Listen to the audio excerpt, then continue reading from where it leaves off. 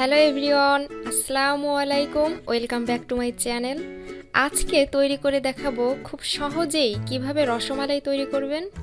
এত সহজ একটা রেসিপি বাসায় যখনই মন চাইবে তখনই কিন্তু বানিয়ে ফেলতে পারবেন, একদম কোনো রকম ঝামেলা ছাড়াই।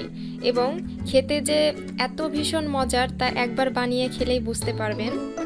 আর একটা কথা, ভিডিওটা যদি ভালো লেগে থাকে তাহলে আমার চ্যানেলটি সাবস্ক্রাইব করে আমার পাশে থাকবেন। চলুন তাহলে দেখে নিই পুরো রেসিপিটি। রসমালাই তৈরির জন্য লাগবে গুঁড়ো দুধ।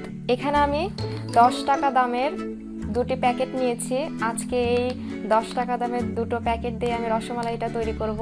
তো এখন দুধটাকে আমি ঢেলে নেব।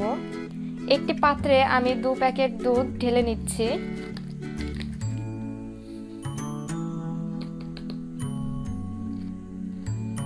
এবারে এর সাথে লাগবে একটি ডিমটাকে একটু সময় নিয়ে ফেটিয়ে নিতে হবে ভালোভাবে। ফেটানো হয়ে গেছে। এবার আমি এই দুধটার মধ্যে দিয়ে দিব হাফ চা চামচ পরিমাণ বেকিং পাউডার। রেডি। এবারে দিয়ে দিচ্ছি 1 চা চামচ পরিমাণে ঘি। এবারে ঘি, বেকিং পাউডার এবং দুধটাকে একটু ভালোভাবে মিশিয়ে নিব। এবারে দিয়ে দিচ্ছি ফেটানো ডিমটা। অল্প অল্প করে দিয়ে খুব ভালোভাবে মিক্সড করে নিতে হবে। অল্প অল্প করে দিয়ে কিন্তু আলতো হাতে মেখে নিতে হবে। এবার ছোট ছোট করে রসমালাইয়ের ডোগুলো তৈরি করে নিব।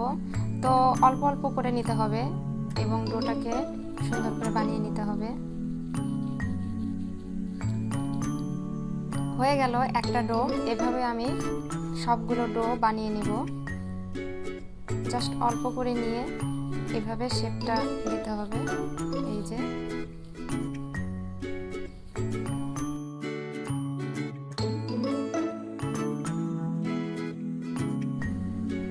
সবগুলোই তৈরি করে নিয়েছি ছোট ছোট করে, কারণ পরে ফুলে এটা ডাবল হয়ে যাবে।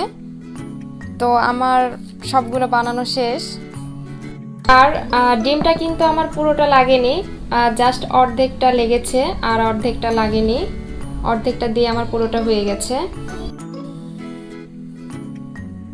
একটি পাত্রে আমি দিয়ে দিচ্ছি আরও 1 প্যাকেট পরিমাণ গুঁড়ো দুধ।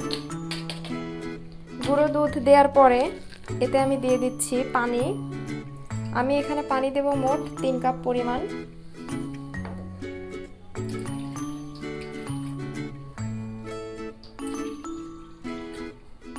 এবারে হালকা একটু মিক্সড করে নেব।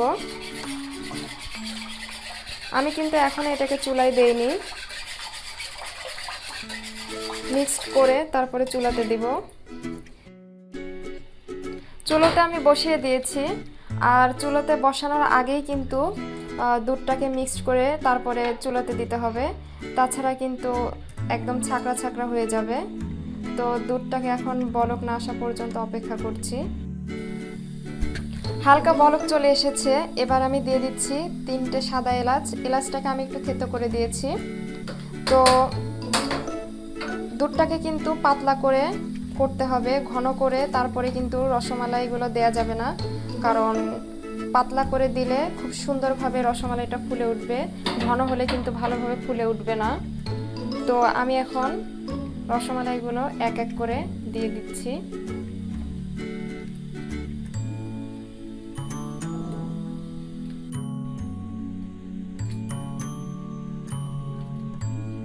সবগুলো দিয়ে দিয়েছি।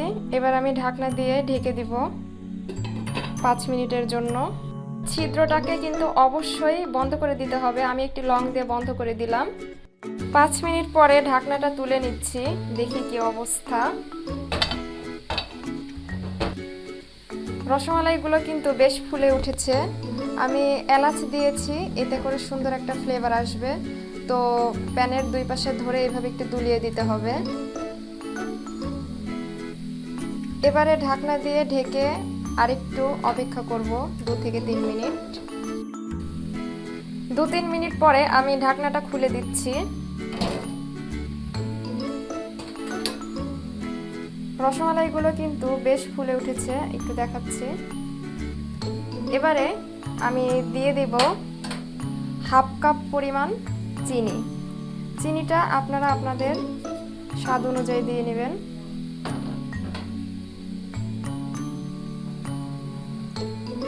হালকা একটু নাড়া দিতে হবে। এবারে আবারও ঢেকে দেব 5 মিনিটের জন্য।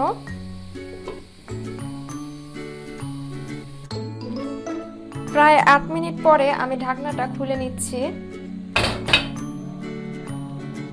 আমি কিন্তু 5 মিনিট পরে চেক করে নিয়েছিলাম, আমার এটা দুধটা পাতলা ছিল, এ কারণে একটু ঘন করে নিয়েছি। তো আমার 8 মিনিট লেগেছে। আর এটা হয়েছে কিনা বোঝার একটা উপায় আছে। উপায়টা হচ্ছে যখন রসমালাইগুলো আর উপরে ভেসে উঠবে না, তখন বুঝতে হবে যে আমার এটা হয়ে গেছে। তো দেখুন রসমালাইগুলো কিন্তু একদমই দুধের নিচে আছে। তো এবার আমি চুলাটা অফ করে দিচ্ছি। তৈরি হয়ে গেল ভীষণ মজার এবং রসালো রসমালাই। এটা ফ্রিজে রেখে যত ঠান্ডা ঠান্ডা খাবেন ততই কিন্তু স্বাদটা বেড়ে যাবে। তো আমি একটু আপনাদেরকে ভেতরটা দেখাচ্ছি কেমন হয়েছে।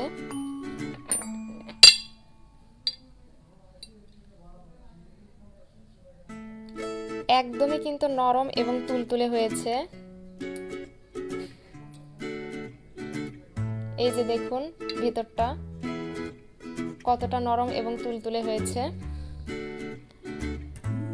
খেয়ে দেখুন এবং আমাকে কমেন্ট করে জানান আপনার বানানো রসমালাইটা কেমন হয়েছে। ভিডিও ভালো লেগে থাকলে লাইক, কমেন্ট এবং শেয়ার করতে ভুলবেন না। আজকের মতো বিদায় নিচ্ছি। আল্লাহ হাফেজ।